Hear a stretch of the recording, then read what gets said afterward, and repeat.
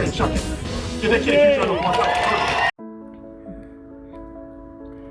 হরে কৃষ্ণা, কৃষ্ণা কনসিভাস লাইফস্টাইলের একটি ব্লগে আপনাদের সবাইকে স্বাগত জানাই। আশা করি সবাই ভালো আছেন, সুস্থ আছেন। আমরাও খুব ভালো আছি।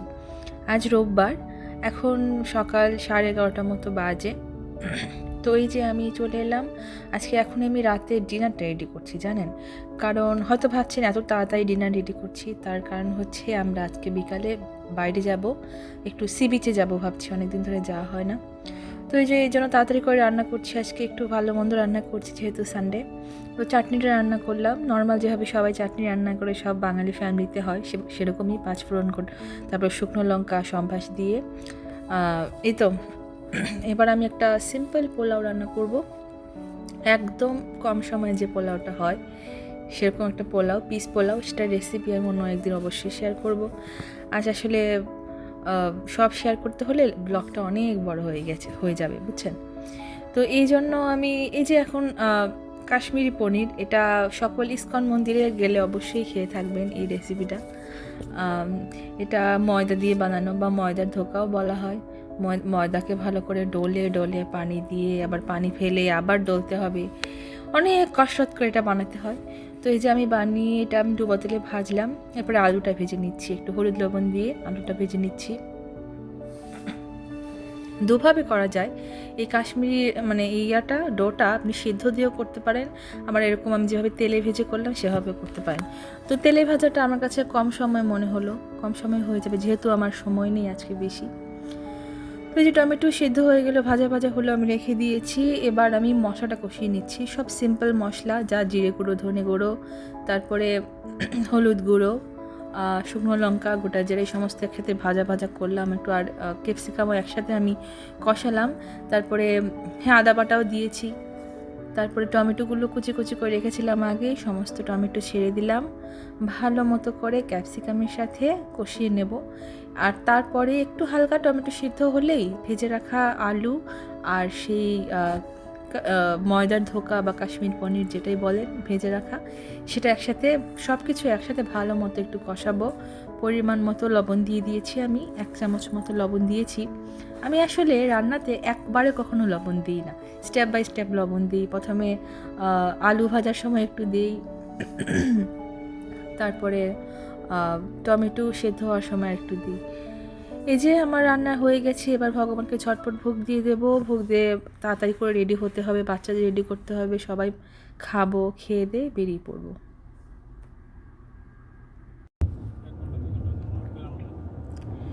তো এই যে আমরা বেরিয়ে পড়লাম। আমরা থাকি হচ্ছে ফ্লোরিডার লেকল্যান্ডে, আর আমরা যাচ্ছি ক্লিয়ার ওয়াটার বিচে। তো এই ক্লিয়ার ওয়াটার বিচ আমাদের বাসা থেকে এক্স্যাক্টলি 1 আওয়ার ড্রাইভ, 1 ঘন্টা লাগে।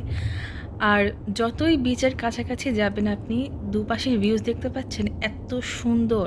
আশা করি সামনে এই যে গুগল ম্যাপের যে স্ক্রিনটা সেখানে দেখে বুঝতে পারছেন আমাদের লোকেশনটা। দুধারে জল আর মাঝখানে রোড, আর সেই রোড দিয়ে আমরা যাচ্ছি। তো এই জন্য আমি এত সুন্দর ভিউজ দেখে, এত সুন্দর দৃশ্য দেখে আসলে একটা ক্লিপস নেওয়ার লুক সামলাতে পারলাম না। আর ওয়েদার ওয়াজ সো লাভলি, এত লাভলি ওয়েদার ছিল, বেশি গরম না আবার বেশি ঠান্ডাও না।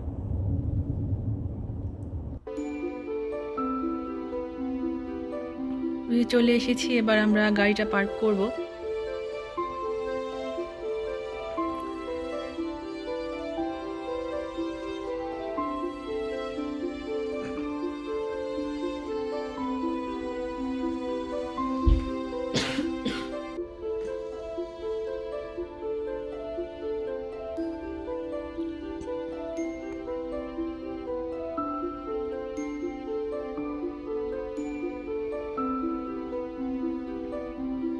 দেখি কোথায় গাড়িটা পার্ক করা যায়। এখানে গাড়ি পার্ক করাটাই হচ্ছে খুব বড় একটা ঝামেলা, এবং সবটাই হচ্ছে, সব যত জায়গা আছে গাড়ি পার্কিংয়ের সবগুলি হচ্ছে পেইড। আপনাকে টাকা দিয়ে কয়েক ঘন্টার জন্য কিনতে হবে, মানে এই জায়গাটা, সেখানে আপনি গাড়িটা রাখতে।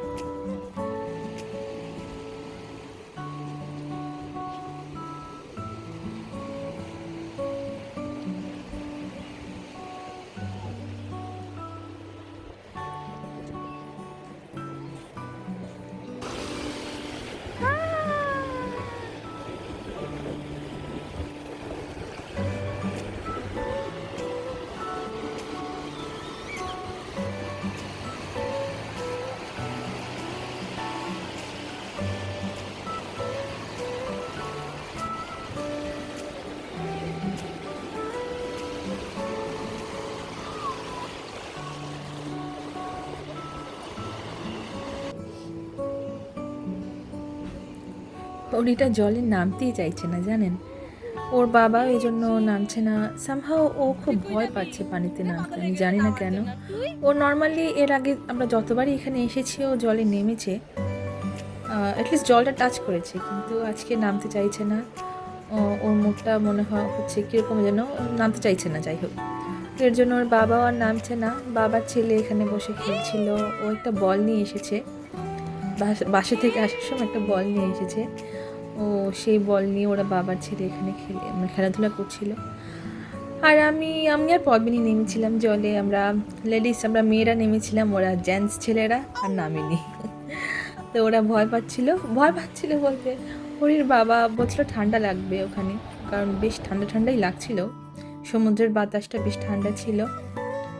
যাই হোক, আমরা এখানে একটু হাঁটাহাঁটি করছিলাম, ওদেরটা আরাম লাগছিল। যত যেদিকে শুকনো বালু সেখানে খুব আরাম লাগছিল, গরম ছিল।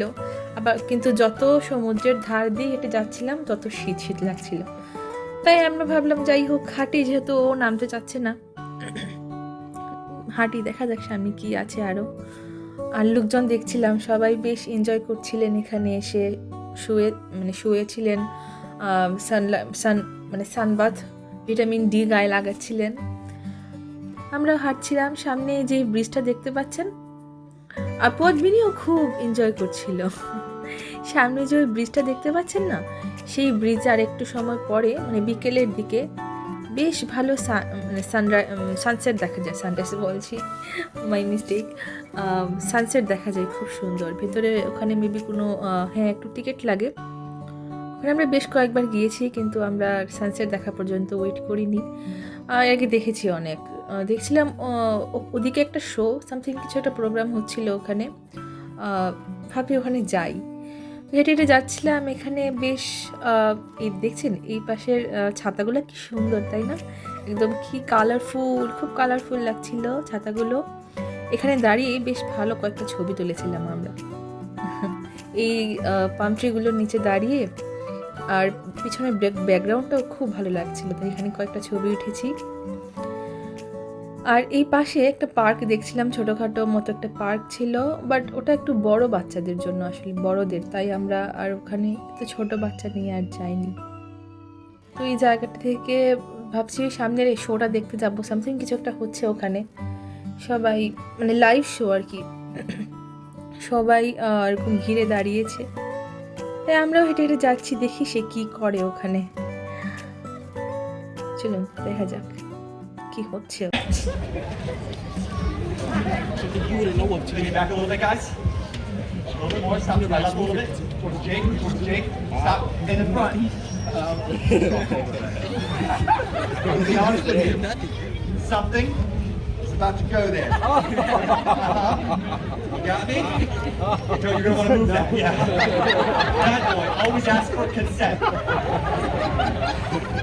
All that. Leaning to my left a little bit. Leaning back a little. Stop. In the front. Three, chuck it. Give that kid a huge round of applause. Perfect.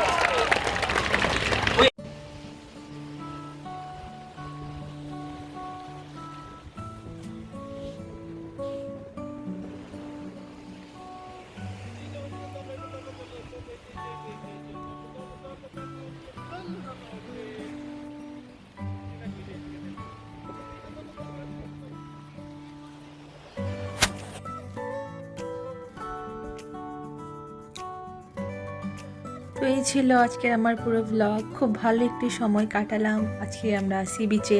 আসলে আমরা জলে নামিনি খুব একটা।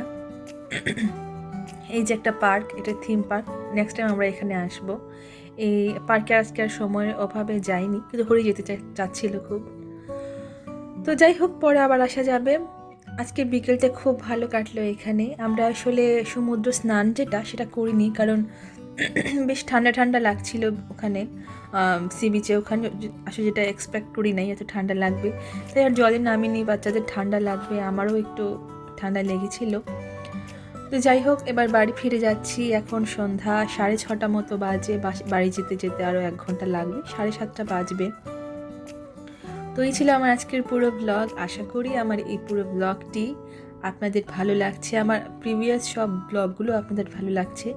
যদি আমার এই ব্লগটি ভালো লেগে থাকে একটি ছোট্ট লাইক দিয়ে দেবেন। নতুন ব্লগ আসা পর্যন্ত সবাই ভালো থাকবেন, সুস্থ থাকবেন। হরে কৃষ্ণা।